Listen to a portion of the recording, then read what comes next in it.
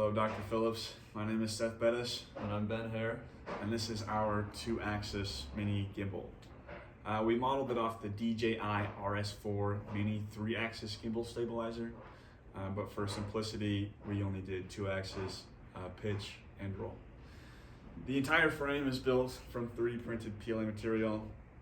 You can see here we have the 2 axes are controlled by stepper motors with the motor drivers from our lab kit, and the STM32 microcontroller development board is mounted underneath the gimbal.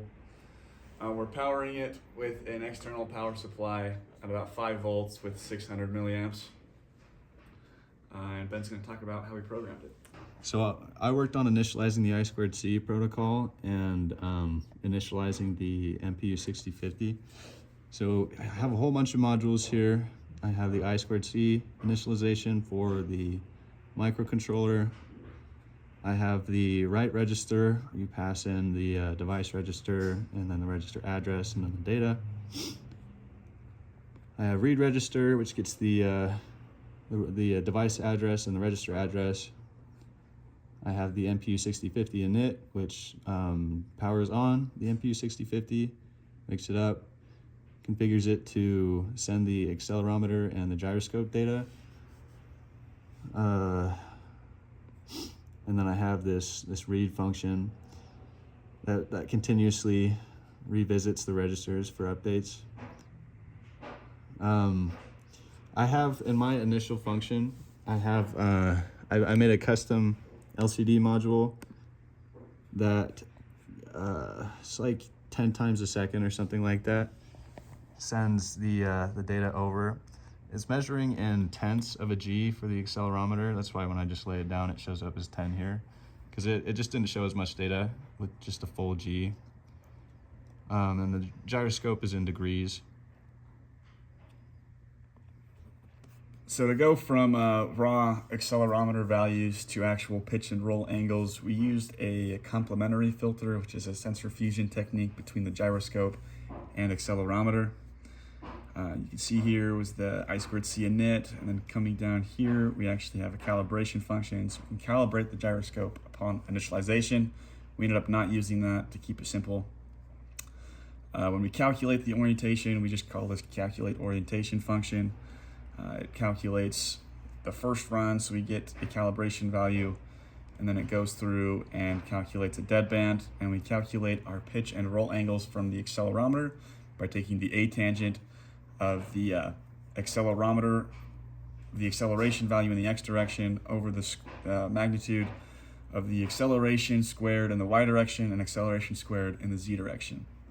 And we multiply that by a conversion factor of 180 over pi to get that into degrees. A similar function is used to get the roll angle. We take the A tangent over the acceleration in the Y direction over the acceleration in the Z direction, multiply that by our conversion factor to get roll in degrees. And for our complementary filter, we take into consideration the time derivative between reads, and we take into consideration this alpha value, which puts a preference on either the accelerometer value or the acceleration values or gyroscope values. And we have an acceleration error that we can fine tune to increase accuracy of our sensor. Optionally here, we have an if statement that we can use, and this tells the microcontroller whether the motor should move left or right for various pitch and roll angles depending on the current orientation. Moving into the controls of the actual motor, it's pretty simple. We just have a stabilize function. It takes in the raw values. We calculate the orientation, and then we just have a set of if statements that says if we are tilting in this direction within a 5-degree deadband, then roll the opposite direction to correct, and same thing happens with pitch. For the stepper motor, we ended up using full steps so we can get some faster response time, and we simply just step through each full step in the pitch or roll direction, depending on which one we're calculating. And our main program is very simple. We just go into it, we stabilize from the stabilize function in control.c, and then add a 100 microsecond delay. So here is our gimbal model that we developed. As you can see, like I said before, it's fully 3D printed. Even the screws that hold everything together have been 3D printed. As you can see, it has a pretty decent response time, usually around 1 to 2 seconds before it's at full stabilization within that 5-degree deadband.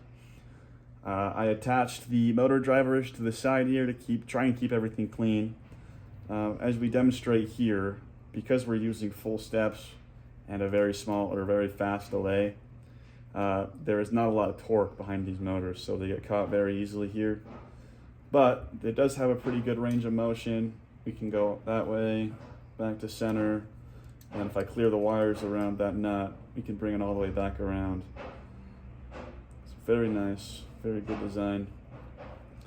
Bring it back to center, stable, add some pitch, stable, add some roll, stable. As you can see, the wires keep getting caught. Anyways, good proof of concept here, good response time. In the future, I might raise this up higher to give some more clearance for the wires or figure out a better wire management technique. But that is the operation of the gimbal. Couple issues we've had with it. Well, obviously we had to use this power station because we figured our microcontroller probably wouldn't like 600 milliamps coming out of it continuously.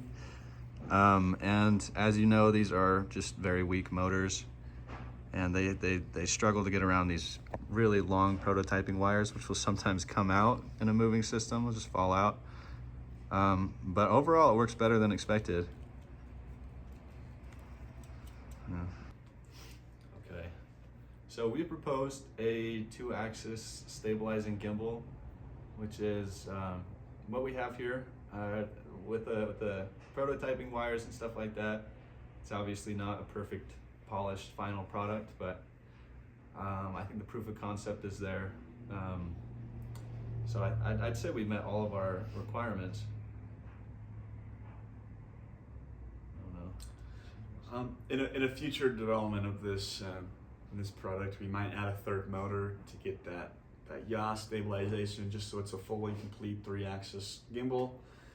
One of the errors that we ended up finding with this is just in the way that C programming works as a whole. The A tangent function in C has an error in calculating roll, where if you increase the roll and pitch above 90 degrees, the roll value gets all out of whack and is not accurate whatsoever.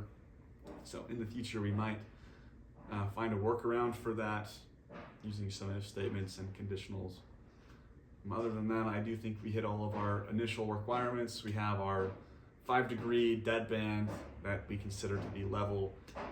We limit our oscillations to well under 3 degrees. I think it's about 1 when we measured it. We ended up not using the just proportional controller. We ended up using that complementary filter. But for our actual control device, it's just a simple if-else function. So that concludes our 2-axis gimbal stabilizer. Thank you for watching. Goodbye, Dr. Phillips. Goodbye, Dr. Phillips.